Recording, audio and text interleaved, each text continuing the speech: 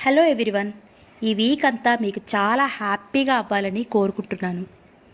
ఈరోజు కొన్ని హిందూ మత ఆచారాల గురించి నేను ప్రవచనాల్లో విన్నవి మీతో షేర్ చేద్దాం అనుకుంటున్నాను.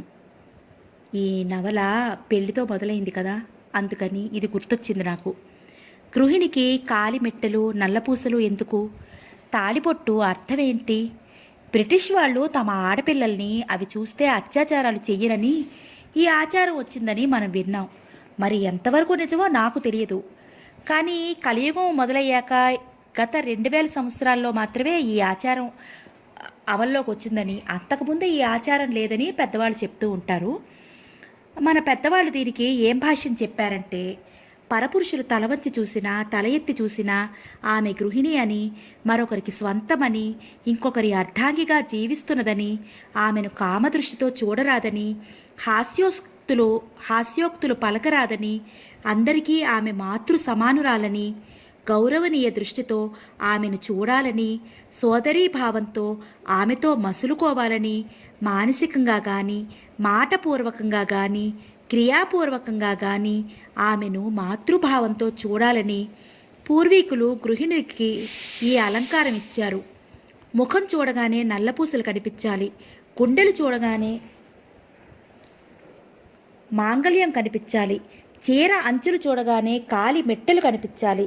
పరపురుషులు అని చూడగాలి కామ వికారాలు పరపురుషులకి ఆమెను చూడగానే కామ వికారాలు సమసిపోతాయని పూర్వీకుల నమ్మకం. ఇది చెప్తుంటే నాకు ఇంకొక విషయం కూడా గుర్తుకు వచ్చింది. లక్ష్మణుణ్ణి సీత నగలు దొరికినప్పుడు గుర్తుపట్టమని అడిగితే లక్ష్మణుడు ఆవిడ కాలి మెట్టెలు మాత్రమే గుర్తుపట్టగలిగాడట. నిజంగా ఎంత మంచి భావనండి. కథలో కోమలంగా ఉన్న పొడుగాటి వేళ్ళు గండు మీనాల్లో ఉన్న కళ్ళకి కాటుకని సుతారంగా దిద్దుతున్నాయి. తన ఎదురుగా నిలబడిన ఆ సౌందర్యవతిని తనివి తీరా చూస్తున్నట్లుగా ఉంది నిలువుటద్దం. ఆ గదిలో ఉన్న మంచం, దానిమీద పరిచిన దుప్పటి, నేల మీద తివాసి, కిటికీ తెరలు ఆ ఇంటిలో దాగి ఉన్న ఐశ్వర్యం గురించి చాటి చెప్పుతున్న వందిమాగధుల్లా ఉన్నాయి. ఆ అమ్మాయి నుదుట తిలకం దిద్దటం పూర్తి చేసి డ్రెస్సింగ్ టేబుల్ మీద పక్కనే పెట్టి ఉన్న తడిగుట్టలోంచి నవనవలాడుతున్న గులాబీ ఒకటి తీసి పక్క పిన్నుకు చేర్చి వదులుగా ఉన్న జుట్టులో కుడివైపు చెవికి దిగుగా కనిపించేలా అలంకరించుకుంది. ఆ కళ్ళు మునికల్య కళ్ళల్లా ఎంతో నిర్మలంగా ప్రకాశవంతంగా ఉన్నాయి. నిత్య జీవితంలో సాధారణంగా అందరికీ ఎదురయ్యే కష్టాల సెగలు కానీ సమస్యల కంటకాలు కానీ ఎరుగునట్లుగా సుఖశాంతులతో పెరిగినట్లుగా ఉన్నాయి. అందంతో, ఆరోగ్యంతో, యవ్వన శోభతో తారుణ్య వయసులో ఉన్న ఆ అమ్మాయి చెవి ప్రక్కన అలంకరించుకున్న ఆ గులాబీ పువ్వులాగే నవనవలాడుతున్నట్లుగా తేటగా అతి నాజూకుగా ఉంది. బీరువా తెరిచి బ్యాగ్ తీసుకుంటున్న ఆ అమ్మాయి ఇంతలో మంచం ప్రక్కన ఉన్న ఆకుపచ్చ రంగు ఫోన్ గణగణలాడటంతో వెనక్కి తిరిగింది. ఆ ఫోన్ గణగణ క్షణం సేపు తదేకంగా విన్న ఆ అమ్మాయి ఆ పిలిచిన పిలుపు ఎవరిదో అర్థమైన దానిలా చెంగున 2 అడుగుల్లో ఫోన్ దగ్గరికి వచ్చి తీసింది. హలో. ఆమె తనులతలాగానే ఆ కంఠస్వరం కూడా ఎంతో కోమలంగా ఉంది. హలో గాయత్రి. అవతల నుంచి ఆ కంఠం ఎంతో హుషారుగా పిలిచింది. నేనే. ఏం చేస్తున్నావు? ఫంక్షన్కి రావటానికి తయారవుతున్నాను. ఇంకా తయారవుతున్నావా? ఇక్కడ అందరూ వచ్చేశారు. మేమంతా నీకోసం ఎదురు చూస్తున్నాం. ఆ అమ్మాయి కంగారుగా చూసింది. నిజంగానా? అరేరే, సారీ, నేను ఇప్పుడే వస్తున్నాను. ఏం చీర కట్టుకున్నావో, ఎలా అలంకరించుకున్నావో చెప్పు అడిగాడు అతను. వస్తున్నాగా. ముందు నేను వినాలి, త్వరగా చెప్పు, తొందర చేశాడు. ఫోన్లో మాట్లాడుతున్న గాయత్రి రిసీవర్ చెవి దగ్గర పెట్టుకుని అద్దం వైపు తిరిగింది. దూరంగా అద్దంలో కనిపిస్తున్న తన ప్రతిబింబం వైపు చూస్తూ వర్ణిస్తున్నట్లుగా చెప్పింది. వదులుగా జడ, చెవులకి ముత్యాల జూకాలు, మెడలో ముత్యాల గొలుసు, చేతికి గాజులు, నీలం రంగు జరీపూట ఉన్న బెనారస్ పట్టుచీర, కళ్ళకి కాస్త కాటుక, ముఖాన ఎర్రని బొట్టు, చెవి ప్రక్కన నువ్వు పంపిన గులాబీ, కాళ్ళకి నల్లని చెప్పులు. బస్ చాలు. నువ్వు ఏ కంచిపట్టు చీర కట్టుకుని తల నిండా తట్టెడు పువ్వులు పెట్టుకొస్తావేమోనని నా భయం. మీ అమ్మ నగలన్నీ పెట్టుకుని ప్రదర్శనకి వస్తావేమోనని అనుమానం. గాయత్రి నవ్వు దాచుకుంది. నువ్వు ముందే ఎలాంటి వేషధారంలో రావాలో హుకుం జారీ చేసావుగా, లేకపోతే అలాగే వచ్చేదాన్ని. నగలు ఇలాంటి సమయంలో పెట్టుకోకపోతే మనకున్నాయని అందరికీ ఎలా తెలుస్తుంది చెప్పు? వాటిని అన్ని రోజులు దాచలేక చచ్చిపోయేటట్లు శ్రమపడి మాత్రం ప్రయోజనం ఏముంది? నాన్సెన్స్, అమ్మమ్మలా మాట్లాడకు. వయసులో ఉన్న ఆడపిల్లలు ఎంత నిరాడంబరంగా ఉంటే అంత బాగుంటారు. ఈ నగలు, సింగినాదాలు అసలు వయసుని, ఆ అందాన్ని చూడనీయకుండా కళ్ళని డిస్టర్బ్ చేస్తాయి. సరే కానీ అసలు నేను ఇప్పుడు ఫోన్ ఎందుకు చేశానో చెప్పు. ఎందుకేంటి, నేను ఎలా ముస్తాబయ్యాయి వస్తానో అని తెలుసుకుందామని చేశావు. అది సగం కారణం మాత్రమే. మిగతా సగం కారణం? కుతూహలంగా అడిగింది. నువ్వు ఊహించు. నాకు రాదు బాబు. ప్రయత్నం చేయి. మొద్దువి. ఒప్పుకున్నాను. ఏయ్, నేను మొన్న అంత గట్టిగా చెప్పిన విషయం మర్చిపోయావా? సరిగ్గా గుర్తు చేసుకో. గుర్తు రావటం లేదు, ఇడియట్. ఇదేనా నీ తెలివి? నాన్న మొన్న ఎంగేజ్మెంట్కి డేట్ ఫిక్స్ చేసినప్పుడు మనం బ్లూ మూన్లో కాఫీ తాగుతుండగా నేను నిన్ను అడిగిన వాగ్దానం అతను అంత వివరంగా గుర్తు చేయకుండానే అప్పటికే అతను అడిగిన సంగతి ఏమిటో గాయత్రికి గుర్తొచ్చేసింది. చెంపల్లో ఎరుపు తొంగి చూసింది. నిన్నే అతను పిలిచాడు. చిచి పో, నా వల్ల కాదు, నేను అప్పుడే చెప్పాను. మరి గుర్తులేదంటావే? దొంగవి నువ్వు. నువ్వేమైనా అడుగు, ఆ పని నా వల్ల కాదు. మరీ పల్లెటూరు పిల్లలా మాట్లాడకు. నాకు భార్యగా చొరవ, ధైర్యం గల సిటీ అమ్మాయి కావాలి. చాదస్తపు పల్లెటూరు మొద్దు కాదు. ఆనంద్ ప్లీజ్, అక్కడ అందరూ ఉంటారు. నాకు భయం వేస్తుంది. ఆ కంఠం ప్రతిమలాడుతున్నట్లుగా ఉంది. అందుకే ఆ దొంగతనంలోనే మజా ఉంటుందంటాను. అందరూ ఉంటే మనకే, మనం ఒంటరితనం వెతుక్కుందాం.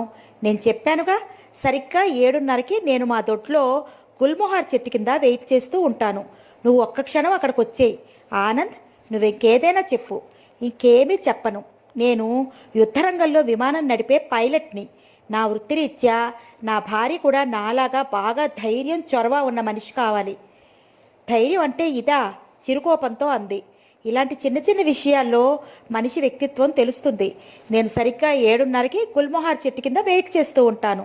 చూడు, నీ వేలికి నేను ఉంగరం అక్కడే పెడతాను. తెలుసా? ఉంటాను, త్వరగా వచ్చేయి. బాయ్. అతను ఫోన్ పెట్టేశాడు. గాయత్రి మౌనంగా ఒక క్షణం అక్కడే నిలబడిపోయింది. ఇంతలో ఫోన్ మళ్ళీ గణగణలాడింది. హలో. ఫోన్ తీసి అంది. గాయత్రి, నువ్వు నేను చెప్పినట్లు రాకపోతే ఏం చేస్తానో తెలుసా? ఏం చేస్తావే? నీ వేలికి నేను అసలు ఉంగరం పెట్టనే పెట్టను.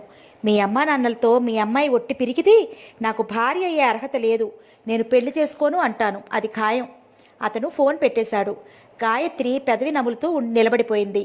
తల్లిదండ్రుల పెంపకంలో, సాంప్రదాయపు కట్టుబాట్లలో పెరిగిన గాయత్రికి ఆనంద్ కాబోయే భర్త అయినా సరే అతను అడిగేది తీర్చటం అసాధ్యంగా అనిపించసాగింది. కానీ ఆనంద్ పట్టుదల గాయత్రి ఎరగనిదేం కాదు. అతను అన్నంత పని చేస్తాడు. నేను యుద్ధరంగంలో విమానం నడిపే పైలట్ని. నా వృత్తిరీత్యా నా భార్య కూడా నాలాగా బాగా ధైర్యం, చొరవ ఉన్న మనిషి కావాలి. చిన్నప్పుడే మిలిటరీలో చేరిపోయి అయిన వాళ్ళకి ఎడంగా, సాంఘిక మర్యాదలకి, కట్టుబాట్లకి దూరంగా పెరిగిన అతనికి గాయత్రి మాటలు మొహమాటం, చాంద స్వభావాలుగానే కనిపిస్తాయి. మనిషి ఈ సాంప్రదాయం అనే శృంఖలాలు తెంచుకున్నప్పుడే అసలైన ఆనందం, సుఖం లభిస్తుందంటాడు. ఎవరిని లక్ష్య పెట్టని అతని మనస్తత్వం అందరికీ రమ్మంటే ఎలా వస్తుంది? ఏమ్మా, అయ్యిందా? పరమహంస గారు లోపలికి వచ్చారు. అయ్యింది నాన్నగారు. బయలుదేరు, మరి మనం ఆలస్యం చేస్తే బాగోదు. మీ అమ్మ ఎక్కడా? లోపలుంది, పిలుస్తాను. వెళ్ళబోయింది. పరమహంస గారు కూతుర్ని పరిశీలించారు. అదేంటమ్మా నల్ల చెప్పులు వేసుకున్నాయే? నీలం రంగు ఏమైవే? అవి పాడైపోయాయి నాన్నగారు. పాడైపోయాయా? నాకు చెప్పలేదే. బజార్ వెళ్ళి కొనుక్కోలేకపోయావా? పర్వాలేదండి. ఎందుకు సర్దుకోవాలమ్మా? మనం లేని వాళ్ళమైతే ఎలాగూ తప్పదు. ఆయన టైం చూసుకున్నారు. ఇంకా అరగంట టైం ఉంది. దోవలో షాప్ ఉంది, కొనుక్కుందుగానిలే అన్నారు. ఇంతలో అక్కడికి కస్తూరమ్మ గారు వచ్చింది. అధునాతనంగా ఉన్న ఆ తండ్రి కూతుళ్ళిద్దరి ముందు ఆవిడని చూస్తుంటే వాళ్ళకి పూర్తిగా వ్యతిరేక ధ్రువంలా ఉంది. కంచిపట్టు చీర, జరి అంచు జాకెట్టు, తలలో చుట్ట నిండా పువ్వులు, మెడలో చంద్రహారం, చేతులకి వంకీలు, నడుముకి వడ్డాణం, ముక్కుకి చెవులకి వజ్రాల నగలు, ముఖాన పెద్ద బొట్టు. ఇవి చూస్తుంటే తెలుగు సంప్రదాయం ఇంకా ఇలాంటి వాళ్ళల్లో సుస్థిరమైన వేళ్లతో జీవించే ఉన్నట్లు తెలుస్తుంది. బాహ్యాలంకరణలోనే కాదు, స్వభావంలో కూడా ఆవిడ భర్తకి పూర్తి వ్యతిరేకం. ఆ ఇద్దరికీ అతి చిన్న వయసులోనే పెళ్ళయింది. దాదాపు 25 సంవత్సరాల నుంచి కాపురం చేస్తున్న ఇద్దరి మధ్య పరస్పర అవగాహన కానీ, అభిరుచి కానీ రవంత కూడా కలియలేదు. ఆయనకి పిల్లలంటే మహాప్రీతి. కానీ మొదటి ఇద్దరు పురిటి దశ దాటకుండానే పోయారు. ఆఖరున గాయత్రి పుట్టింది. గాయత్రిని వాళ్ళు ప్రాణాలు అరచేతుల్లో పెట్టుకుని పెంచి పెద్ద చేశారు. అందుకే గాయత్రిని చూస్తుంటే తోటమాలి అత్యంత శ్రద్ధతో కాపాడి పెంచిన పూలతీగలా ఉంటుంది. గాయత్రి మనసు మీద తల్లిదండ్రుల ఘర్షణ చిత్రంగా ప్రభావితమైంది. విషయం ఏదైనా వస్తే గాయత్రి చాలాసార్లు తండ్రి పక్షమే వహిస్తుంది. అప్పుడప్పుడు తల్లిని నిరుత్సాహపరచకుండా తల్లిని సమర్థిస్తుంది. ఇద్దరి ఘర్షణకు పరిష్కారం కుదరకపోతే నిర్ణయం తనే తీసుకుంటుంది. ఎప్పుడూ ఎదుటివారి మాటను మన్నించి నమ్రతగా ఉన్నట్టుండే గాయత్రిలో అవసరం వస్తే తాను అనుకున్న మాట మీదే నిలబడే మొండితనం ఉందని ఒక్క తండ్రికి మినహా ఎవ్వరికీ తెలియదు. ఈరోజు గాయత్రి జీవితంలో అతి ముఖ్యమైన రోజు. పరమహంస గారి ప్రాణమిత్రుడైన పాండురంగారావు గారి అబ్బాయి ఆనంద్తో నిశ్చితార్థం జరుగుతోంది. ఈ సంఘటన గాయత్రికి ఒక్కదానికే కాదు, ఆ ఇంట్లో అందరికీ ఆనందప్రదంగా ఉంది. కారణం, పాండురంగారావు చాలా సజ్జనుడు. ఆనంద్ మిలిటరీలో పైలట్గా పనిచేస్తున్నాడు. అతనికి ఈ మధ్యనే బెంగళూరులో పోస్టింగ్ వచ్చింది. ఆనంద్ చాలా ప్రతిభ గలవాడు. అతడికి మంచి భవిష్యత్తు ఉందని అందరికీ తెలుసు. ఎంతోమంది తనకంటే స్థితిగతుల్లో ఉన్నతమైన వ్యక్తులు ఆమె తమ కూతుళ్ళని ఆనంద్కివ్వాలని ఉత్సాహపడి రాయబారాలు జరిపినా పాండురంగారావు గారు ఒప్పుకోలేదు. ఆయనకి గాయత్రి అంటే అభిమానం ఉంది. గాయత్రికి కూడా ఆయనంటే చాలా గౌరవం. ఆయన భార్య పోయి 4 సంవత్సరాలైంది. ఈ 4 సంవత్సరాల్లో ఆయన పరమహంస గారి కుటుంబానికి మరీ దగ్గరయ్యాడు. ఆనంద్, గాయత్రి కూడా ఈడు జోడుగా ఉన్నారు. ఒకరంటే ఒకరికి చిన్ననాటి పరిచయస్తులుగా అభిమానం, ఆకర్షణ ఉన్నాయి. ఇన్ని విధాలుగా ఆ 2 కుటుంబాలకి ఈరోజు పర్వదినం అయింది. పరమహంస గారు ఈ ఫంక్షన్ తన ఇంట్లో ఏర్పాటు చేస్తానని అన్నారు. కానీ ఆనంద్ వినలేదు. ఫంక్షన్కి అతని స్నేహితులు, పరిచయస్తులు చాలామంది వస్తారు. వాళ్ళ కోసం చేసే ఏర్పాట్లో ఎలాంటి లోటు కానీ చాదస్తం కానీ ఉండకూడదని అతని ఉద్దేశం. పరమహంస గారి ఇంట్లో వచ్చిన అతిథులకి డ్రింక్స్ సర్వ్ చేయటం కల్లో కూడా జరగని పని. కస్తూరమ్మ గారి పిండి వంటలతో వచ్చిన వారిని ఇబ్బంది పెట్టడం అవుతుందని అతని భయం. అందుకే తండ్రికి చెప్పి తనింట్లో ఏర్పాటు చేయించాడు. అయ్యో, ఇదేం సోద్యం, మనం ఆడపిల్లివారం అంటూ కస్తూరమ్మ గారు అభ్యంతరం చెప్పబోయింది. నీకు తెలీదు, నువ్వు ఊరుకో అంటూ పరమహంస గారు భార్యని నోరెత్తకుండా చేశారు. గాయత్రి తల్లిదండ్రులతో క్రిందకి దిగి వచ్చింది. ముగ్గురు కారులో కూర్చున్నారు. దోవలో చెప్పుల షాప్ కనిపించగానే పరమహంస గారు డ్రైవర్తో, ఇదిగో 1 నిమిషం కారు ఆపు అని పురమాయించారు. కారు చెప్పుల షాప్ ముందు ఆగింది. ఇప్పుడు కొనకపోతే ఏమైందండి, ఓ చెంప శుభమా అని ప్రధానానికి వెళ్తూ ఈ ఆగడమేంటి అంది భార్య నసుకుతూ. నువ్వు మాట్లాడుకు. నా తల్లి జీవితంలో ఏ చిన్న విషయంలోనూ కొరత ఉండకూడదు. లేదు కాదు అనే మాటలే వినపడకూడదు. రామారా అన్నారాయన. నా జీవితం అంతా మీ చేత నువ్వు మాట్లాడకు, నీకేం తెలీదు అన్న మాటలతోనే సరిపోతోంది. కానియండి, మీ ఇష్టం. మీరు నా మాట ఏది విన్నారు కాబట్టి ఆవిడ సణుగుడు మొదలెట్టింది. గాయత్రి నవ్వుతూ కారు దిగి తండ్రితో చెప్పుల షాప్ వైపు నడిచింది. పాండురంగారావు గారి ఇల్లు ఈ మధ్యనే కొత్తగా కట్టిన కాలనీ అయిన సిరిపురంలో ఉంది.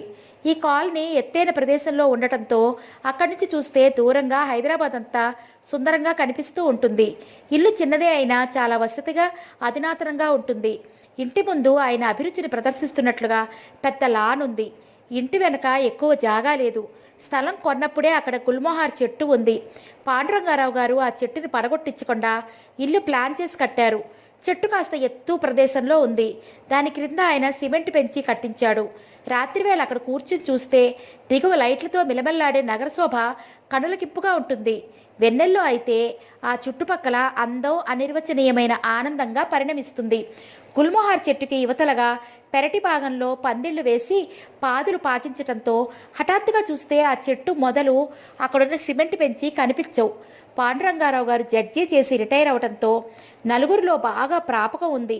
వ్యక్తిగతంగా ఆయనకున్న సభ్యత, సంస్కారం సంఘంలో రకరకాల స్నేహితుల్ని, పరిచయస్తుల్ని సంపాదించి పెట్టాయి. ఆయన పెద్ద ధనవంతుడు కాకపోయినా ధనవంతులందరిలో తలలో నాలుకగా వ్యవహరించే సామర్థ్యం ఉండడంతో ఆయనకు చాలామంది హితులుగా చేరి తమ సమస్యలు ఆయన ముందు పెట్టి పరిష్కారం తెలుసుకునేవారు. ఆయన ఒక్కగానొక కొడుకు ఆనంద్. ఆనంద్ అని పేరు పెట్టిన క్షణం ఎలాంటిదో గాని అతను ఎప్పుడూ నవ్వుతూ తుళ్ళుతూ చిదానందమూర్తిలా ఉంటాడు. ఆనంద్ ఉన్న చోట నవ్వుల జల్లు కురవాల్సిందే.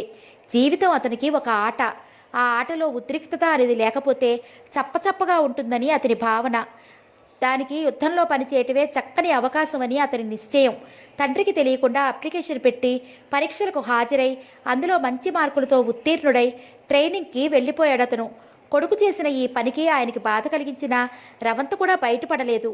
ఆనంద్ ఖడక్వాసిలో వెళ్ళగానే తండ్రికి ఉత్తరం రాశాడు. డాడీ, నేను ఎన్నుకున్న ఈ మార్గం అత్యుత్తమమైనది అని నాకు నమ్మకంగా తోస్తోంది. ఈ దేశం యొక్క రక్షణ బాధ్యత మా భుజస్కంధాల మీద పెట్టుకోబోతున్నాం. ఆ మహాకార్యానికి ఆయత్తం అవుతున్నాం అనే పవిత్రమైన భావన మనసులో ఉంటే ఈ ట్రైనింగ్ బాధ ఏమీ అనిపించదు. డాడీ, నిన్న ఏమైందో తెలుసా? నాతోటి అతను ఏదో తప్పు చేశాడు. దానికి పనిష్మెంటుగా సాయంత్రం వరకు అతన్ని పరిగెత్తుతూ ఉండమన్నారు. ఆ మర్నాడు చూస్తే అతడు లేడు, పారిపోయాడు. అంటే అదేదో గ్లామరస్గా భావించి వచ్చిన వాళ్ళు ఈ శిక్షణకి తట్టుకోలేక ఇలాగే పారిపోతూ ఉంటారు. తప్పు కాస్త చేసినా శిక్ష దారుణంగా ఉంటుంది. కాబట్టి తప్పు చెయ్యనే చేయకూడదు అనే రూల్ ప్రాథమిక దశ అయిన ఈ ట్రైనింగ్ ఉంచే మనసుకు జీర్ణించేలా చేస్తారు. నాకు ఇక్కడ బాగుంది డాడీ, నాకు చాలా సంతోషంగా ఉంది. నా తోటి వ్యక్తులు కూడా దాదాపు నాలాంటి స్వభావం కలవాళ్లే. నవ్వుతూ త్రుళ్ళుతూ ఉంటారు. మామూలు మనుషులు ఎదుర్కొనే చికాకులు సమస్యలు కొన్నిటికి మేము చాలా దూరంగా ఉంటాం. ఎప్పుడెప్పుడు ఈ ట్రైనింగ్ పూర్తవుతుందా, ఎప్పుడెప్పుడు ప్లేన్ తీసుకుని గాల్లో ఎగిరిపోతానా అనిపిస్తుంది. ఆ తర్వాత కూడా తరచుగా క్రమం తప్పకుండా అతని దగ్గర నుంచి ఉత్తరాలు వస్తూనే ఉండేవి. ఆ ట్రైనింగ్లో వివిధ దశలలో అతని మనసు స్పందించే విషయాలన్నీ తండ్రికి కబుర్లు చెప్పినట్లే ఉత్తరాలు రాసేవాడు. అతను సెలవులకి సరాసరి ఇంటికి వచ్చేసేవాడు. ఆ సెలవుల కోసం ఆయన ఎంతో ఎదురు చూసేవారు. ఆనంద్ వచ్చాడంటే ఇంటి నిండా సందడి. తండ్రి కొడుకులిద్దరూ జోక్ చేసుకోవడం, నవ్వుకోవడం, అరమరికలు లేకుండా స్నేహితుల్లా మెలగటం చూసిన ఎవరైనా తండ్రి కొడుకుల మధ్య ఆ చనువు చూసి ఈర్ష్యపడక మానరు. కొడుకు మనసు గాయత్రి మీద ఉందని ఆయనకి తెలుసు. అందుకే గాయత్రి కంటే అందమైన పిల్లలు, డబ్బు గలవాళ్ళు ఆ ఇంటికి కోడళ్లుగా రావటానికి ఉబలాటపడినా ఆయన అవకాశం ఇవ్వలేదు. ఈరోజు ఆయనకి చాలా ఉత్సాహంగా ఉంది. కొడుకు కోరిన ఏ కోరిక తీర్చటం అన్నా ఆయనకి ఎంతో ఆనందంగా ఉంటుంది. బయట షామియానా వేశారు. లోపలి హాల్లో మగవాళ్ళందరికీ డ్రింక్స్, బయట ఆడవాళ్ళకి ఐస్ క్రీమ్స్, కూల్ డ్రింక్స్ ఏర్పాటు చేశారు. రకరకాల స్వీట్స్, కేక్స్, బిస్కెట్స్, పళ్ళు తెప్పించబడ్డాయి. రేడియోగ్రామ్లో నుంచి ఆనంద్కి ఇష్టమైన ఫారిన్ సంగీతం వినిపిస్తోంది. ఎలాంటి మనిషికైనా ఉత్సాహం, ఊపు తెప్పించే రికార్డ్ అది. ఆయన ఏర్పాట్లన్నీ సరిగ్గా జరిగాయో లేదో చూస్తున్నారు. ఇంతలో కొడుకటు వచ్చాడు. ఏది, ఇంకా పెళ్లి కూతురు రాలేదు అన్నారాయన. మీ civilian punctuality sir, I hate it. నన్ను అడిగితే వీళ్ళందరికీ కొన్నాళ్ళ పాటు మిలిటరీ ట్రైనింగ్కి పంపాలి. అక్కడ ఆ రూల్స్ మార్చేస్తారు. ఈ ఆలస్యం చేయటం అనే అంటువ్యాధి ఆ మిలిటరీ ఆఫీసర్స్ కూడా అంటించి రాగలరు. Oh my God! ఆనంద్ ఫక్కుని నవ్వాడు. ఆయన కూడా బిగ్గరగా నవ్వారు. ఆయన క్షణంసేపు కొడుకు వైపు చూశారు. Nandu, you are looking very handsome today అన్నారు. Thank you sir. అతను అభివాదం చేస్తున్నట్లు తల కొద్దిగా వంచి అన్నాడు. పాండురంగారావు గారు కొడుకు మెడలో టై సరిచేస్తూ అన్నారు. ఈరోజు మీ అమ్మే కనుక ఉంటే ఎంత ఆనందపడేదో, ఎంత గర్వంగా భావించేదో. ఆయన కళ్ళల్లో హఠాత్తుగా నీళ్లు తిరిగాయి. ఆనంద్ వెంటనే టై సరిచేస్తున్న తండ్రి చేతిని గట్టిగా పట్టుకున్నాడు. No sir, no sentiments. You are happy, I'm happy. అమ్మ కూడా స్వర్గంలో తప్పక సంతోషంగా ఉంటుంది. No painful thoughts today. Okay? Okay. ఆయన నవ్వేశారు. కొడుకు భుజం మీద చిన్నగా తట్టారు. ప్రశాంత్ ఎక్కడా అని అడిగాడు. Sweets, cakes సర్దిస్తున్నాడు. ప్రశాంత్ పేరు వినగానే ఆనంద్ కళ్ళు స్నేహపూర్వకంగా మారాయి. Daddy, he's a nice man. I simply love him. మీరు వాడికి తప్పకుండా ఇక్కడే ఏదైనా జాబ్ చూడండి. నేను దూరంగా ఉన్నా వాడు మీ దగ్గరగా ఉంటాడు. మీ ఒంటరితనం కాస్తైనా తగ్గుతుంది. నందు, ఏంటిది? ఈరోజు నీ నోటి నుంచి చాలా కొత్త మాటలు వింటున్నాను. నిజం డాడీ, వంట మనిషి చెప్పాడు. మీరు ఒక్కొక్కసారి భోజనమే చేయరని, ఏదో ఆలోచనలో పడినట్లుగా పుస్తకం పట్టుకుని కళ్ళు మూసుకుని సోఫాలో గంటల తరబడి కూర్చుండిపోతారని చెప్పాడు. ఇదంతా వింటుంటే నాకు చాలా బాధగా ఉంది. నేను మీకు దూరంగా వెళ్ళటం తప్పేమో అనిపిస్తోంది. I'm sorry daddy. నా స్వార్థం, నా ఆనందమే చూసుకున్నాను కానీ మీ ఒంటరితనం గురించి ఆలోచించలేదు. ఆయన చూపుడు వేలు చూపించారు. నో నందు, ఇలాంటి మాటలు నీ నుంచి ఇక ముందు నేను ఎప్పుడు వినకూడదు. ఓకే? All right daddy. కానీ ప్రశాంత్కి మాత్రం తప్పకుండా ఏదైనా ఉద్యోగం ఇప్పించండి. వాడు BE పాస్ అయ్యి ఏడాది అయింది. ఎక్కడా ఉద్యోగమే దొరకలేదు. వాడు గోల్డ్ మెడలిస్ట్ అయ్యుండి కూడా ఎక్కడా 200 రూపాయల ఉద్యోగం దొరక్క నిలువు నీడలేక ఉన్నాడంటే నాకు చాలా కోపంగా ఉంది ఈ సొసైటీ మీద. అలాంటి వాళ్ళకి ఉద్యోగం ఇవ్వలేని ఈ దేశం సిగ్గుపడాలి. ఉద్యోగం లేదని వాడికి ఇంట్లో సవతి తల్లి పోరు ఎక్కువైపోయింది. నేను 2 రోజులు ఆ ఇంట్లో ఉండి చూశాను. మై గాడ్, ఆవిడ ఆడది కాదు, రాక్షసి. వాడిని ఒకటే సాధింపు. వాడిని మాటలతో చంపేస్తోంది. అది చూడలేక నేను వాడిని బలవంతంగా ఇక్కడికి లాక్కొచ్చాను. వాడికి ఉద్యోగం చూపే బాధ్యత మీది, సరేనా? ఓకే అన్నారాయన. ఇంతలో ఆనంద్ ఫ్రెండ్ వచ్చి గుమ్మంలో నిలబడ్డాడు. రేయ్ నందు, మమ్మల్ని వదిలి నువ్వు ఇక్కడికి వచ్చావా? వస్తున్నా అతను వాళ్ళ వైపు వెళ్ళాడు. గాయత్రి ఎక్కిన కారు పాండురంగారావు గారి ఇంటి ముందుకొచ్చి ఆగింది. అప్పటికే అక్కడ చాలా కార్లు నిలిచాయి.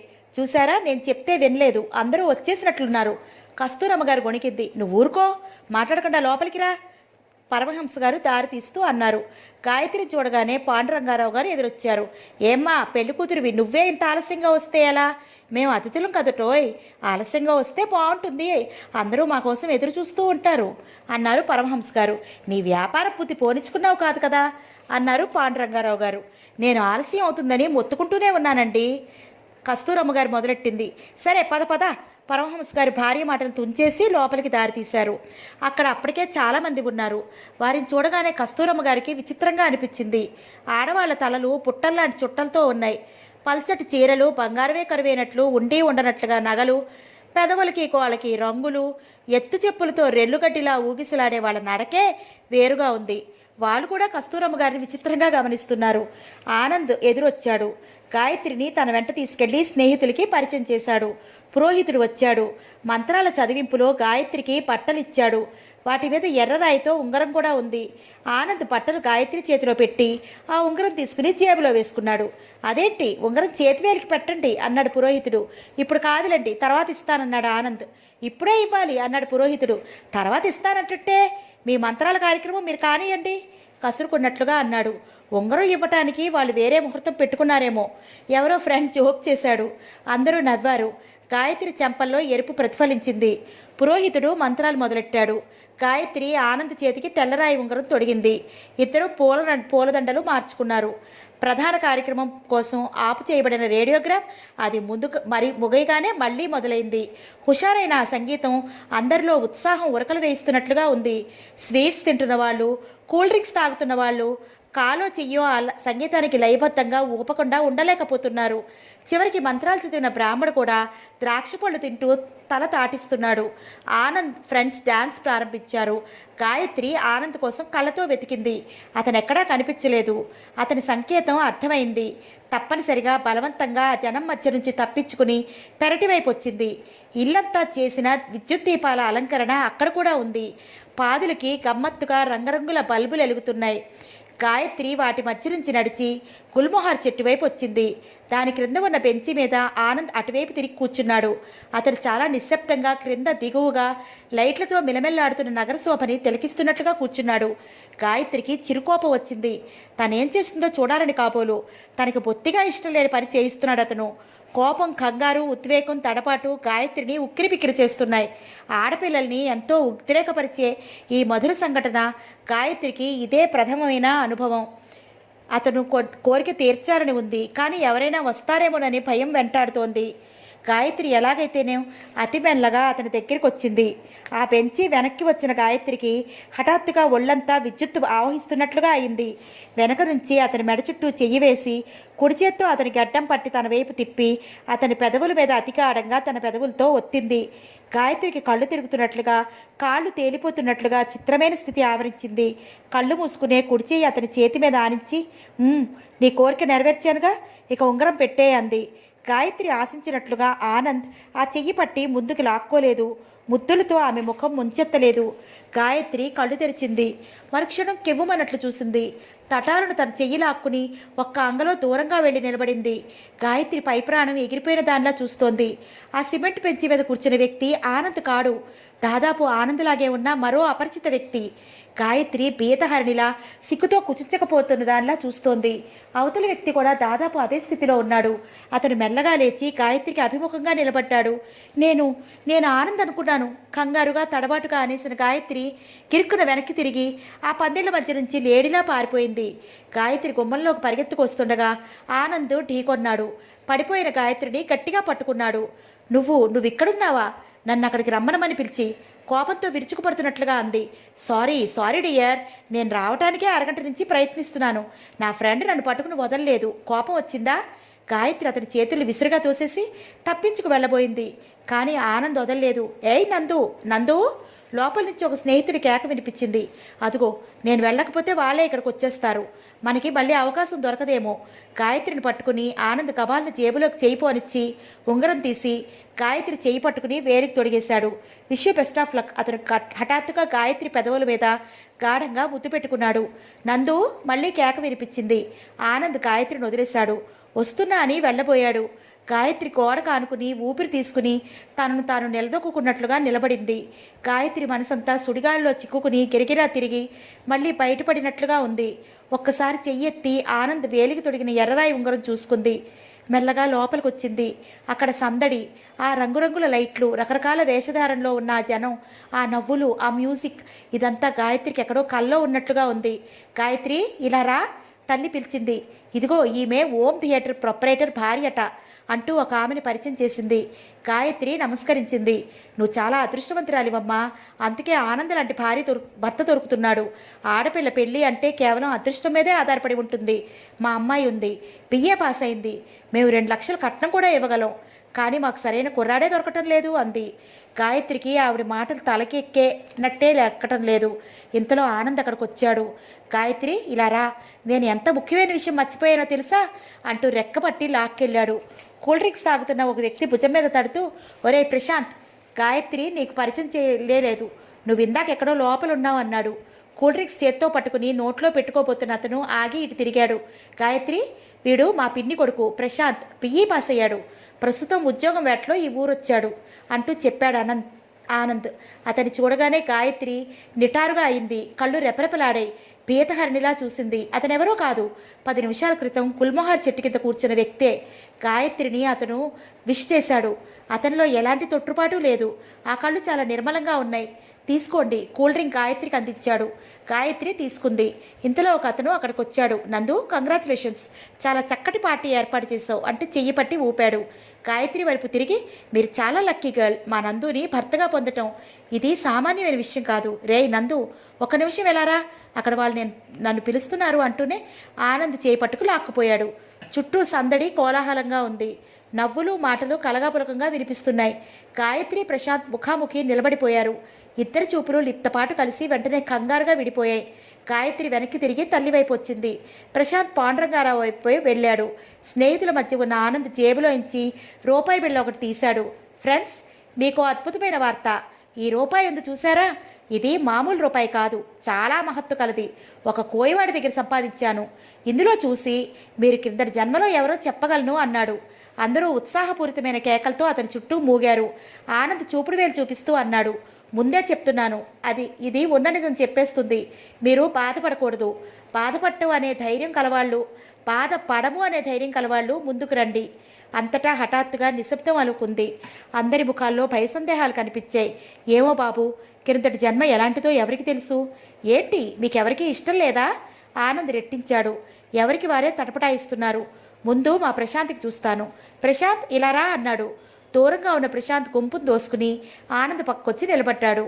ఆనంద్ ఏదో మంత్రం ఉచ్చరిస్తున్నట్లుగా పెదవులు కదుపుతూ ఆ రూపాయి బిళ్ళని ప్రశాంత్ నుదుటికి తల మీద, ఛాతీ మీద, వెన్ను మీద తాకించాడు. తర్వాత 1 నిమిషం కళ్ళు మూసుకున్నాడు. మళ్ళీ కళ్ళు తెరిచి ఆ రూపాయి బిళ్ళని టేబుల్ మీద పెట్టి సీరియస్గా దానివైపు చూడసాగాడు. సీరియస్గా ఉన్న అతని ముఖం చూసి అందరూ శబ్దం చేయడానికి భయపడిన చిన్నపిల్లల్లా అతి నిశ్శబ్దంగా నిలబడిపోయారు. ఆనంద్ తల పంకిస్తూ చూశాడు. ఏమైంది, కనిపించిందా? ఎవరో ఆదుర్దాగా అడిగారు. కనిపిస్తోంది. మై గాడ్ అన్నాడు అతను. ఊపిరి బిగబట్టి చూస్తున్నారు అందరూ. వీడు ఒక సన్యాసి, జడలు పెంచుకుని అడవిలో తిరుగుతున్నాడు. అందరూ ఆశ్చర్యపోయారు. ప్రశాంత్ని చూసి నవ్వారు. నన్ను చూడు, పరమహంస గారు ముందుకొచ్చారు. ఆనంద్ రూపాయి బిళ్ళని ఆయనకి తాకించి మళ్ళీ చూడసాగాడు. ఏం కనిపిస్తోంది? కొంచెం ఉండండి. కనిపిస్తోంది.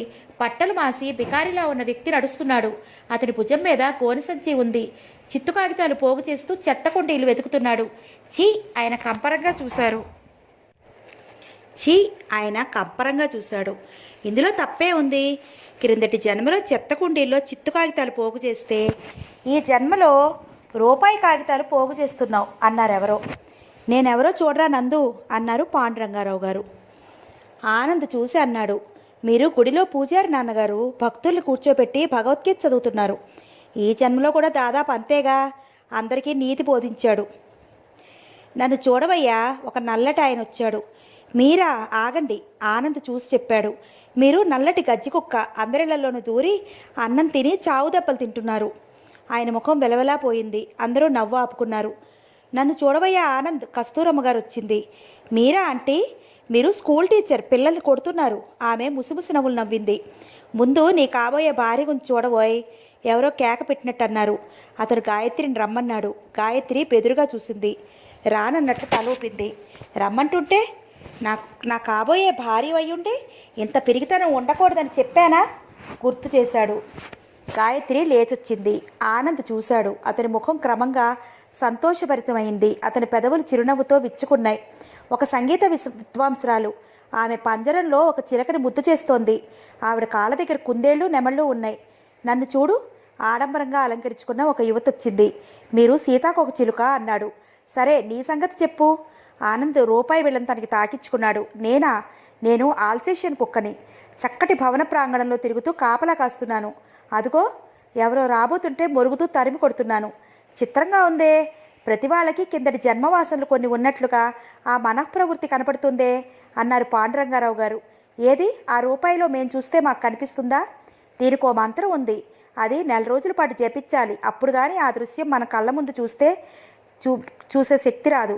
ఆ మంత్రం నాకు నేర్పు, మేము నేర్చుకుంటాం తప్పకుండా. కానీ శివరాత్రి నాడు అర్ధరాత్రి 12 గంటలకు ఉపదేశం చేయాలి. అందరూ గబగబా శివరాత్రి ఎప్పుడో లెక్కలు వేశారు. ఇంకా నెల మీద 15 రోజులుంది. దాదాపు సగం మంది నేర్చుకోవడానికి ఉపలాట పడ్డారు. ఆ రోజు వస్తాం, మర్చిపోకు అన్నారు. మర్చిపోము అన్నాడు అతను. మధ్య వచ్చి జ్ఞాపకం చేస్తే సరి అన్నారెవరు. అవును, అదే నయం అన్నారు. పార్టీ ముగిసింది. అందరూ వెళ్ళిపోయారు. షామియాన క్రింద ఆనంద్, ప్రశాంత్, పాండురంగారావు గారు, పరమహంస గారు, గాయత్రి, కస్తూరమ్మ గారు మిగిలారు. ఆ ఆవరణంతా ఖాళీ కూల్ డ్రింక్స్ బాటిల్స్తో, గాజు ప్లేట్లతో, అక్కడక్కడ కింద చెదురుగా పడేసిన కూల్ డ్రింక్ సీసా మూతలతో నిండి ఉంది. పాండురంగారావు గారు ఆనంద్ భుజం మీద చేయి వేస్తూ, నందు, నువ్వు ఈ మంత్ర విద్య నేర్చుకోవటం నాకు చాలా విచిత్రంగా ఉంది. ఇది నీ స్వభావానికి వ్యతిరేకం. నేను ఇంకా నమ్మలేకుండా ఉన్నాను సుమా అన్నారు. ఆనంద్ నవ్వాడు. డాడీ, అదంతా మీరు కూడా నమ్మేశారా ఏంటి? అయితే ఆయన ఆశ్చర్యంగా చూశారు. అంతా హంబక్, ఒట్టి తమాషా.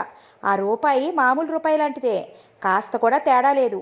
ఏ కోయవాడు నాకే మంత్రమూ నేర్పలేదు. వాళ్ళ సైకాలజీని బట్టి గత జన్మని మార్చి చెప్పానంతే. ఓరిని అసాధ్యం కోలా. పాండురంగారావు గారు నోరు తెరిచారు. ఆనంద్ కంపరంగా అన్నాడు. మీరు చూశారుగా డాడీ, ఇక్కడికి వచ్చిన వాళ్ళంతా చదువుకున్న వాళ్లే. వాళ్ళ వేషధారణ, భాష ఎంత అధునాతనంగా ఉన్నా మనసు మాత్రం అంత సనాతనం. మంత్రతంత్రాలంటే అంత తేలిగ్గా నమ్మేస్తారు. నువ్వేదో మంత్రం చదివావుగా, అది మంత్రం కానే కాదు. ఇంత క్రితం రేడియోగ్రామ్లో మనం విన్న పాట. ఫాస్ట్గా చదివేశానంతే. శబ్దం లేకుండా పెదవులు కదలటంతో ఎవరికీ అర్థం కాలేదు. మరి రేపు శివరాత్రి వాళ్ళు మంత్రోపదేశం అంటూ వస్తే నేనెక్కడుంటాను డాడీ? అప్పటికి నా పెళ్ళి అయిపోతుంది, బెంగళూరు వెళ్ళిపోతాను. మళ్ళీ వాళ్ళ కంటికి కనిపించను. వాళ్ళు మంత్రం నా గొప్పతనం అందరికీ చెప్తూనే ఉంటారు. చూస్తూ ఉండండి. అందరూ నవ్వసాగారు. గాయత్రి ఆనందుల వివాహం దగ్గరికి వచ్చేసింది. పాండురంగారావు గారు చేస్తున్న హడావుడి అంతా ఇంతా కాదు. జన్మకి నేను చేసే శుభకార్యం ఇదే. ఈ పెళ్లి చూడటానికి వచ్చిన ప్రతి వ్యక్తి ఇంత బాగా ఇంకే పెళ్లి జరగలేదని ప్రతి పెళ్లిలోనూ జ్ఞాపకం చేసుకోవాలి అన్నారు. గాయత్రి ఆనందుల షాపింగ్ తరగటమే లేదు. ఎంత తిరిగినా, ఎన్ని కొన్నా ఇంకా ఏదో లిస్టు మిగిలిపోతూ ఉంది. ఆనంద్ ప్రతిదానికి తన వెంట ప్రశాంతిని రమ్మనేవాడు. నేనెందుకు అని అతను సందేహిస్తుంటే, ఉండి తీరాలి, కమాన్ గెటప్, డ్రెస్అప్, క్విక్, 5 నిమిషాలు మాత్రమే నీకు టైం ఇస్తున్నాను అని తన పెట్టెలో నుంచి ప్యాంటు షర్టు తీసి ప్రశాంత్ మీద పడేసి వెళ్ళేవాడు. ప్రశాంత్ కాదనలేక లేచి రావాల్సి వచ్చేది. ఆనంద్ ఎంత మాటకారో, అతను అంత మితభాషి. ఆనంద్ ఎంత సరదాగా ఉంటాడో, అతను అంత సీరియస్గా ఉంటాడు. ఆనంద్కి ఇలా సెలవులు దొరికే వ్యవధే చాలా తక్కువ. అతను తన సహజ వాక్చాతుర్యంతో ఎలాంటి మనుషులనైనా ఇట్టే కలుపుకుంటాడు. ఉద్యోగరీత్యా దూరంగా ఉంటే అతను మనుషుల కోసం, హితుల కోసం ముఖం వాచినట్లుగా ఉంటాడు. పెళ్లి శుభలేఖలు పంపే లిస్టు తయారైంది. ఆ లిస్టులో 4-5 పేర్లు చూడగానే పరమహంస గారు ముఖం చిట్లించారు. వాళ్ళెందుకు? వాళ్ళకి మనకి పడదు, వాళ్ళని పిలవద్దు అన్నారు. అంకుల్, తగాదా ఉంటే అది వాళ్ళకి మీకు, నాకు మాత్రం కాదు అన్నాడు. పరమహంస గారు జవాబు చెప్పలేకపోయారు. పెళ్లి సాధ్యమైనంత క్లుప్తంగా ముగించాలి. చాదస్తాలతో మా ప్రాణాలు విసిగించొద్దు అని ముందే చెప్పేశాడు. భాజా భజంత్రీలతో ఎంతో అందంగా అలంకరించబడిన పెళ్లి మంటపంలో ఆనంద్, గాయత్రి వధూవరులుగా కూర్చున్నారు. పెళ్లికి చాలామంది వచ్చారు. లగ్నం రాత్రి 9:30కి. అది అయిన తర్వాతనే భోజనాలు. మంగళసూత్రధారణ పూర్తి అయింది. పురోహితుడు ఇంకా ఏదో మంత్రాలు చదువుతున్నాడు. ఇంక చాలండి, అవతల అందరూ భోజనాలు చేయాలి అన్నాడు ఆనంద్. పురోహితుడికి కోపం వచ్చింది. పెళ్లి తతంగం ఎలా మొదలు పెట్టాలో ముగించాలో అది మేం చెప్పాలి, మీరు కాదు. ఈ పెళ్ళి నాదండి, నేను ముఖ్యం అనుకున్నంత వరకే ఒప్పుకుంటాను అన్నాడు. అయ్యా, అంత శాస్త్రోక్తంగా చేయించుకోవాలని లేనప్పుడు మీరు మమ్మల్ని పిలవటం దేనికి అన్నాడు అతను వాదనకు దిగుతూ. శాస్త్రోక్తం అంటున్నారు, శాస్త్రం మీరు అంత బాగా పాటిస్తున్నారా? నా మంత్రంలో మీరు తప్పు పట్టండి చూద్దాం అతను సవాల్ చేశాడు. మంత్రం సంగతి తర్వాత, మీ నెత్తిన పిలక లేకుండా ఆ క్రాఫ్ ఏంటండి? పురోహితుడు జవాబు చెప్పలేకపోయాడు. అందరూ కొల్లుని నవ్వారు. 3 ముళ్ళు వేయించారు కదా, అంతవరకు శాస్త్రం చాలండి. మనం ఇటు పూర్తిగా సనాతనం కాదు, అటు అధునాతనము కాదు. 2 పద్ధతులు పట్టుకుని వేలాడతాం. గాయత్రి, లేచిరా. అతను లేచి చిటికెన వేలు అందించాడు. గాయత్రి లేచి అతని వేలు అందుకుంది.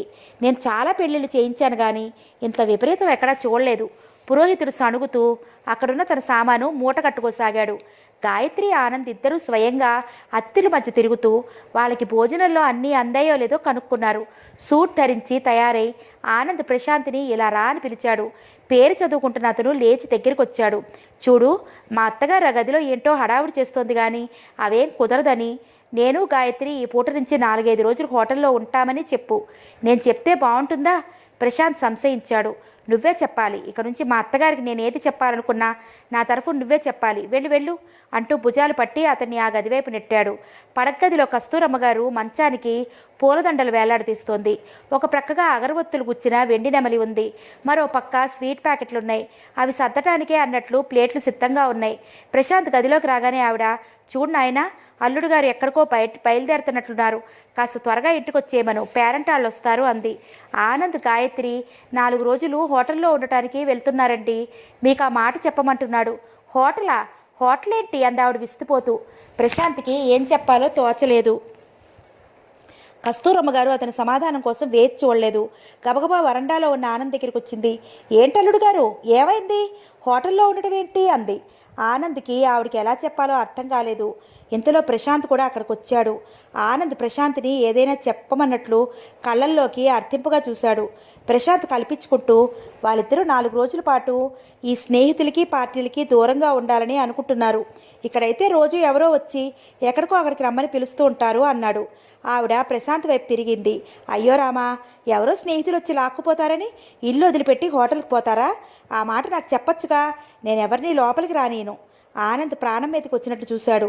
ఇంతలో ఇంటి ముందు కారు ఆగింది. అందులో నుంచి పరమహంస గారు దిగి గబగబా లోపలికి వచ్చారు. ఇదిగో ఆనంద్, నేను రూమ్ బుక్ చేయించొచ్చాను. అక్కడ భోజనం బాగుంటుంది, అన్న వస్తువులు ఉన్నాయి. నువ్వు గాయత్రి బయలుదేరెళ్ళండి అన్నారు. ఆనంద్కి ప్రాణం లేచొచ్చింది. కస్తూరమ్మ గారు భర్త వైపు తిరిగి, ఏంటండి, ఏంటి మీరనేది? అమ్మాయి వెళ్ళి హోటల్లో ఉండటమా? అబ్బా, నువ్వు ఊరుకో, నీకు తెలీదు ఆయన విసుక్కున్నారు. ఇంకా ఔపోసన కార్యక్రమం పూర్తి కాలేదు. అమ్మాయిని ఎలా పంపిస్తామండి? నలుగురు వింటే ఏమనుకుంటారు? ఏమనుకుంటారు అత్తగారు? ఏమీ అనుకోరు. ఒకవేళ అనుకున్నా, అయ్యో మా కాలంలో మాకు ఇంత స్వతంత్రం లేకపోయింది కదా అనుకుంటారు అన్నాడు ఆనంద్. అరగంటలో గాయత్రి కూడా సిద్ధమైంది. పరమహంస గారు ప్రశాంత్ని పిలిచి, ఈరోజు డ్రైవర్ రాలేదు, నాకు 6:30కి సరిగ్గా ఒక ఎమ్మెల్యే గారిని కలవాల్సిన అపాయింట్మెంట్ ఉంది. నువ్వు నాతో వస్తే నేను కారు దిగి నీకు ఇస్తాను. ఆనంద్ని గాయత్రిని హోటల్ దగ్గర దింపి వద్దు గాని అన్నారు. ప్రశాంత్ తలూపాడు. వాళ్ళేదో తెలియకుండా అంటే మీరు కూడా ఈ వంతపాఠం ఏంటండి? మంచి మర్యాద అవసరం లేదా? పేరెంటాళ్ళని పిలిచాను. 4 పెద్ద ముత్తైదువులు వచ్చి అక్షతలు వేసి ఆశీర్వదిస్తే అదెంత మంచిది. ఇప్పుడు వచ్చే వాళ్ళకి నేనేం జవాబు చెప్పాలి? వాళ్ళు వేయాల్సిన అక్షంతలేవో మనిద్దరం వేయించుకుందాంలే అన్నారు ఆయన విసుగ్గా. ఆనంద్ కొల్లుని నవ్వాడు. ప్రశాంత్ గాయత్రిని ఆనంద్ని హోటల్ దగ్గర దించడానికి వెళ్ళాడు. అతను తిరిగి రాబోతుంటే ఆనంద్ చేయి పట్టి ఆపాడు. ఆగాగు, నువ్వు మా మొదటి అతిథివి, కాఫీ తాగెళ్ళు అంటూ బలవంతం చేశాడు.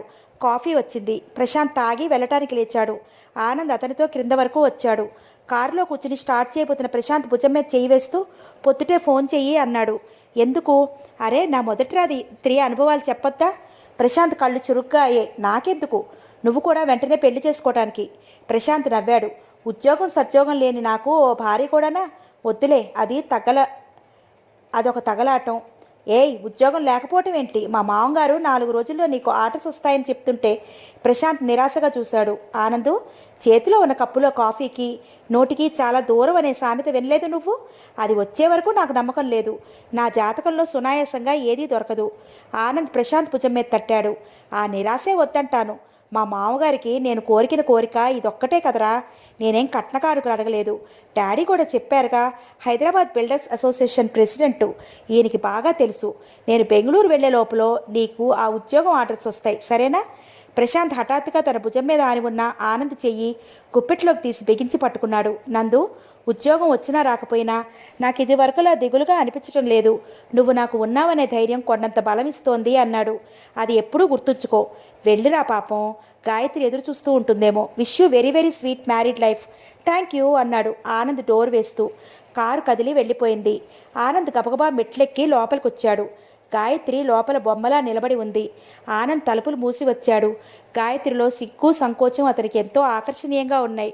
అతను చేతులు చాచాడు. గాయత్రి సిగ్గుతో ముడుచుకుపోతూ మెల్లగా వచ్చి అతని చేతుల్లో వాలింది. గాయత్రి, గాయత్రి! ఆనంద్ కవర్ చేత్తో పట్టుకుని కేకలు పెడుతూ లోపలికొచ్చాడు. ఏంటి? వంట ఇంట్లో ఉన్న గాయత్రి చేస్తున్న పని వదిలి యువతలకొచ్చింది. Good news! ఆ కవర్ గాయత్రి ముఖం మీద ఆడించాడు. ఏంటిది? కాళ్ళెత్తి అది అందుకోవడానికి ప్రయత్నిస్తూ అంది. మన ప్రశాంత్కి హైదరాబాద్ బిల్డర్స్ అసోసియేషన్లో ఉద్యోగం వచ్చేసింది. ఇదిగో ఆర్డర్ కాగితం. మీ నాన్నకి బాగానే పరపుతుంది సుమా. ఏది ఇంట్లో ఏ స్వీట్ ఉందో చెప్పు. అమ్మ నిన్ననే మినపసున్ని ఉండలు పంపింది.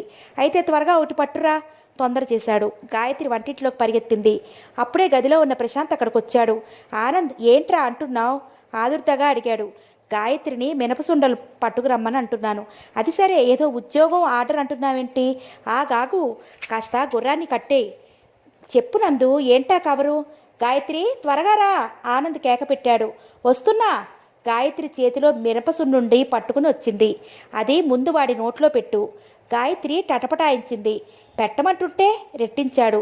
గాయత్రి ప్రశాంత్ దగ్గరగా వెళ్ళింది. మినపసున్నుండా అతని నోటికి అందించింది. ప్రశాంత్ సుతారంగా కొద్దిగా మునిపళ్లతో కొరికి తినబోతుంటే ఆనంద్ గాయత్రి చేయి పట్టుకుని బలవంతంగా శాంతం నోట్లోకి నెట్టేలా చేశాడు. Wish you all the happiness in the world అంటూ ఉద్యోగం ఆర్డర్ ఉన్న కాగితం ఇచ్చాడు. ప్రశాంత్ గబగబా కళ్ళతోనే చదువుకున్నాడు. అతని ముఖం దీప్తివంతమైంది. కళ్ళు చెమ్మగిలినట్లయ్యాయి. థ్యాంక్ యూ అన్నాడు. ఆహా, ఆ థ్యాంక్స్ ఏదో మా మామగారికి పారేయ్. మాకు పార్టీ కావాలి. ఓకే, నువ్వే ఆర్డర్ పాస్ చేయి. ఏం పార్టీ ఇవ్వాలో ఫ్రెండ్స్ అందరినీ పిలిచి బాగా సెలబ్రేట్ చేసుకుందాం. ఇది 2 పార్టీలకి ఆహ్వానం. 1, నీకు ఉద్యోగం వచ్చింది. 2, నేను బెంగళూరు వెళ్ళిపోతున్నాను. మళ్ళీ ఎప్పటికొస్తానో. నాది వీడ్కోలు పార్టీ. ఇద్దరం కలిసి గ్రాండ్గా అరేంజ్ చేద్దాం. చూడు, దీనికి అందరినీ మన ఫ్రెండ్స్ని మాత్రమే పిలుద్దాం. ముసలి ముతకా వద్దు. ప్రశాంత్ ఇబ్బందిగా చూశాడు. నందు, కానీ డబ్బు నేను అదంతా చూసుకుంటా లేవోయ్. ఇప్పటికే నా క్రింద నీకు చాలా ఖర్చయింది. అయితే అయిందిలే. నీకంత బాధగా ఉంటే తిరిగి ఇచ్చేత్తూ గాని. గాయత్రి, ప్రశాంత్ దగ్గర మనం ఇచ్చిన దానికి వడ్డీతో సహా వసూలు చేయాలి. నువ్వు బాగా గుర్తుపెట్టుకో అన్నాడు. గాయత్రి నవ్వుతూ అలాగే అన్నట్లు చూసింది. ఉండు, ఈ శుభవార్త నాన్నగారికి చెప్పాలి. ఆనంద్ హఠాత్తుగా దొడ్లో పాదుల దగ్గర ఎరువులు వేయిస్తున్న తండ్రి దగ్గరికి వచ్చాడు. గాయత్రి, ప్రశాంత్ క్షణంసేపు అభిముఖంగా నిలబడిపోయారు. ఇద్దరూ అపరిచితుల్లా మౌనంగా ఉండిపోయారు. ప్రశాంత్ తన కవర్ తీసుకుని తన గదిలోకి వెళ్ళిపోయాడు. గాయత్రి వంటింట్లోకి వచ్చి మళ్ళీ పని చూసుకోసాగింది. ప్రశాంత్ ఎంతో మంచివాడు. అతనంటే ఆనంద్కి ప్రాణం కంటే ఎక్కువ. గాయత్రికి ఆ ప్రధానం రోజున దురదృష్టగతమైన ఆ సంఘటన జరగకుండా ఉంటే ఎంతో బాగుండనిపించింది. అది గుర్తుకొస్తే ఇప్పటికీ కూడా బాధగా ఉంటుంది. ఆ అపశృతి లేకపోయినట్లయితే ఆనంద్తో సమంగా తను కూడా అతనితో నవ్వుతూ వేళాకోళం పట్టిస్తూ సరదాగా మాట్లాడుతూ ఉండేది. గాయత్రి నిట్టూర్చింది. ప్రశాంత్ ఆ సంఘటన మర్చిపోగలిగితే ఎంత బాగుంటుంది. ఆ రాత్రి ఆనంద్ భార్యతో అన్నాడు. ఇప్పుడు నాకు చాలా నిశ్చింతగా ఉంది గాయత్రి. ఏ విషయంలో? నాన్న సంగతే. మనం గురువారం బెంగళూరు బయలుదేరి వెళ్ళిపోతున్నాం కదా. నాన్నని మనతో రమ్మంటే ఇప్పుడే కాదు, వేసవకాలంలో వస్తానంటూ వాయిదా వేశారు. ఆయన ఇక్కడ ఒక్కరూ ఉండటం నాకేం తృప్తిగా లేదు. ఇప్పుడు పర్వాలేదు, ప్రశాంత్ ఉన్నాడుగా. వాడి ఉద్యోగం వస్తే ఎక్కడికైనా వెళ్ళిపోతాడేమోనని భయంతో ఇన్నాళ్ళు నా మనసులో పీకుతూ ఉండేది. ఇప్పుడు అది పోయింది. గాయత్రి నిష్ఠూరంగా చూసింది. అయితే అతనికి ఆ ఉద్యోగం ఇప్పించడంలో మీకు ఈ స్వార్థం ఉందన్నమాట. ఈ అనంతంలో స్వార్థం లేని మనిషి ఉంటాడేంటి? గాయత్రిని దగ్గరికి లాక్కుంటూ అన్నాడు. ప్రశాంత్కి ఉద్యోగం వచ్చిందని ఒక కారణం చెప్పాడే గాని అది కేవలం ఆనంద్ తను వెళ్ళబోయే ముందు స్నేహితుల్ని నలుగురిని ఒకసారి కలవాలని ఏర్పాటు చేసిన పార్టీ అది. జూలాజికల్ గార్డెన్లో ఉన్న గెస్ట్ హౌస్ బుక్ చేయించాడు. అక్కడ చేరిన అందరూ వయసులో ఉన్నవాళ్లే. వయసు, నవ్వు, హుషారు వాళ్ళల్లో రాజ్యం వెళ్తున్నట్లుగా ఉన్నాయి. బాగా డబ్బుండి ఉద్యోగాలు చేస్తూనో వ్యాపారాలు చేస్తూనో తల్లిదండ్రుల అధికారాలకి లొంగకుండా సర్వస్వతంత్రంగా ఉండే మనుషులు వాళ్ళు. పెళ్లి కాకపోయినా ఏ స్నేహితురాలనో వెంట తీసుకుని నిర్భయంగా రాగలిగిన వాళ్ళు. ప్రశాంత్కి ఈ వాతావరణం చాలా కొత్తగా ఉంది. అతను పెరిగిన పరిసరాలు, అతని స్నేహితులు పూర్తిగా వేరు. అక్కడ వాళ్ళందరూ సంసారపు బాధలు తామే నెత్తిరి పెట్టుకుని మోస్తున్నంత నిరుత్సాహంగా, భారంగా ఉంటారు. ఉద్యోగాలు దొరకకనో, చెల్లెళ్ళ పెళ్ళిళ్ళు కాకనో, అప్పుల్లో మునిగి తండ్రులు కురిగిపోతుంటేనో చూస్తూ ఊరుకోలేక, వాటిని చక్కదిద్దే సామర్థ్యం లేక నలిగిపోతూ 25 వయసుకే 40 సంవత్సరాల ముదిమిలా జీవితం అంటే విసుగెత్తిపోయినట్లుగా బ్రతికేవాళ్ళు. వాళ్ళు వీళ్ళకి పూర్తిగా వ్యతిరేకంగా ఉన్నారు. ఒకే సంఘంలో దాదాపు ఒకే అవకాశాలతో జీవిత సోపాన వనాల్ని నిర్మించుకునే ఈ మనుషుల మధ్య ఇంతింత తేడాలు ఎందుకుంటాయో ప్రశాంత్కి అర్థం కాలేదు. అతను ఇప్పుడు చేతిలో డబ్బు లేనప్పుడే కాదు, రేపు 2000 జీతగాడైనా డబ్బునింత ధారాళంగా ఖర్చు పెట్టలేడు. తనలాంటి వాళ్ళకి రూపాయి కంటికి కనిపించడమే గగనం. కానీ వాళ్ళకి జేబుల్లో డబ్బు బొత్తులు. ఆర్థిక వ్యవస్థలో ఇంత తేడా ఎక్కడుంది? అది ఎందుకంత ఆఘాతంగా ఉంది? ఎవరూ దీన్ని సరిచేయలేరు కాబోలు. ఆనంద్ బలవంతం మీద అతను తప్పనిసరిగా వస్తాడే గాని వారితో అస్సలు కలవలేడు. వాళ్ళ మాటలు, నవ్వులు, జోక్సు అతనికి కంపరంగా ఉంటాయి. ప్రశాంత్ ఆనంద్ ప్రగ్గా నిలబడి అక్కడున్న వాళ్ళందరినీ పరిశీలనగా చూస్తున్నాడు. ఆనంద్ చుట్టూ అందరూ గుంపుగా మూగారు. ఆనంద్ వాళ్ళకి వివరించి చెప్తున్నాడు. ఇదొక ఫన్నీ గేమ్, చాలా తమాషా అయినది. మనం చెయ్యలేని పనులు తప్పనిసరిగా చేయాల్సి వస్తుంది. మన ఇష్టాలతో పని ఉండదు. మీరు ఈ కాగితాలు తీసుకుని ఎవరికి ఇష్టమైన విధంగా వాళ్ళు రాయండి. ఆ వాక్యాలు ఫన్నీగా ఉండాలి. ఉదాహరణకి కుప్పిగంతులు వేయాలి అని ఒక వ్యక్తి రాశాడనుకోండి, ఆ కాగితం తర్వాత ఎవరి చేతికి వస్తే వాళ్ళు వేసి తీరాల్సిందే. అందరూ ఫకాలు నవ్వారు. గబగబా వచ్చి ఒక్కొక్కళ్ళు ఆనంద్ అక్కడ చింపిపెట్టిన చీటీ ముక్కలు తీసుకెళ్లి ఎవరికి వారే పక్కవాళ్ళు చూడకుండా రహస్యంగా రాసి మడిచి తెచ్చి ఆనంద్ టేబుల్ మీద పడేశారు. ఆనంద్ వాటన్నిటినీ బాగా క్రిందకి పైకి కలిపేశాడు. తర్వాత ఒక్కొక్కటి తీసి అందరికీ ఇచ్చాడు. ప్రశాంత్కి, గాయత్రికి కూడా ఇచ్చాడు. ఒక్కొక్కళ్ళు తమకి వచ్చిన చీటీ తెరిచి చదువుకోగానే కళ్ళు పెద్దవి చేసి ఓ అంటూ కేకలు పెట్టసాగారు. కమాన్ లెటస్ స్టార్ట్. ఫస్ట్ ఎవరు అన్నాడు ఆనంద్. నువ్వే అన్నారెవరో. ఆనంద్ చేతిలో కాగితం తీసుకుని చూశాడు. ఏముంది అందులో? ఆసక్తిగా అడిగారెవరో. కుప్పిగంతులెయ్యమని. మై గాడ్, ఇది నాకే వచ్చింది. ఏం చేస్తాం, తప్పదుగా. ఆనంద్ వచ్చి అందరి చుట్టూ దడికట్టి చూస్తుంటే కుప్పిగంతులు వేశాడు. అక్కడ 5 నిమిషాల పాటు నవ్వులతో మారుమోగిపోయింది. నువ్వు మిసెస్ రజని? తన తర్వాతే అడిగాడు ఆనంద్. లావుగా పొట్టిగా ఉన్న ఆ అమ్మాయి భరతనాట్యం చేయసాగింది. ఇక అతనికి పాట పాడమని వచ్చింది. అతను గార్ధప స్వరంతో పాట పాడుతుంటే అందరూ వినలేక చెవులు మూసుకున్నారు. గాయత్రి చీటీ మీద కళ్ళకి గంతలు కట్టుకుని భర్తను వెతుక్కోవాలనుంది. ఆనంద్ జేబురుమాలు తీసి గాయత్రి కళ్ళకి గంతలు కట్టాడు. తను నిలబడిన చోటు కూడా కాకుండా దూరంగా వెళ్ళి నిలబడ్డాడు. గాయత్రిని కాసేపు ఏడిపించి చివరికి దొరికిపోయాడు. ఒక అతనికి కుట్లగోబులా చూడాలని వచ్చింది. ఇంకో అమ్మాయికి పిల్లిలా అరవాలని ఉంది. అందరూ ఆ పనులు చేశారు. వచ్చి రానట్లు చేసిన ఆ పనులు అందరి నవ్వులకి గురయ్యాయి. ఏయ్, ప్రశాంత్ని వదిలేశారన్నారెవరో. అవును, ఏరా, ఏది నీకేమొచ్చింది అని అడిగాడు ఆనంద్. సారీ, నేను ఏ గేమ్లో పాల్గొనడం లేదు అన్నాడు ప్రశాంత్. నాన్ సెన్స్, నువ్వు ఆ చీటీ తీసుకున్నప్పుడే ఒప్పుకున్నావు. నీకు ఇష్టం ఉన్నా లేకపోయినా ఆ పని చేసి తీరాల్సిందే. కమాన్. అసలు ఏముంది అందులో? ఎవరో అడిగారు. ఒక అమ్మాయి తటాలను అతని చేతిలో నలుగుతున్న కాగితం లాక్కుని బిగ్గరగా అరిచింది. గాయత్రిని భుజాన్ని వేసుకుని నడవాలి. ఛీ, గాయత్రి కంగారుగా చూసింది. అందరూ ప్రశాంత్ గాయత్రిని భుజాన్ని వేసుకుని నడవాల్సిందే అని తీర్మానించారు. వెళ్ళు అన్నాడు ఆనంద్. ఆనంద్, ఏంటిది? గాయత్రి కోపంగా చూసింది. జీవితాన్ని ఒక గేమ్గా తీసుకోవాలి డియర్, దేన్ని పట్టించుకోకూడదు అన్నాడు. అందరి బలవంతం వల్ల ప్రశాంత్కి తప్పలేదు. అతను గాయత్రి వైపు వచ్చాడు. గాయత్రి భయంగా బెరుగ్గా చూసింది. ప్రశాంత్ గాయత్రిని హఠాత్తుగా చిన్నపిల్లలా లేపి భుజం మీద వేసుకున్నాడు. అటూ ఇటూ నడిచాడు. అందరూ అతన్ని చప్పట్లు కొట్టారు. ప్రశాంత్ క్రిందకు దిగగానే గాయత్రి అక్కడి నుంచి పారిపోయింది. డ్రింక్స్, డిన్నరు పూర్తయ్యేసరికి రాత్రి 1 గంట అయింది. ఆనంద్ అందరి దగ్గర వీడ్కోలు తీసుకుంటున్నట్లుగా అన్నాడు. ఆనంద్, మమ్మల్ని మర్చిపోకు, ఎవరో కేక పెట్టారు. నేనెప్పుడూ మర్చిపోను, ఎందుకంటే ఈ జ్ఞాపకాలే మా వెంట వస్తాయి. మళ్ళీ త్వరగా రా ఆనంద్, నువ్వు ఉంటేనే ఇలాంటి పార్టీ ఉత్సాహం అన్నాడు ఒకతను.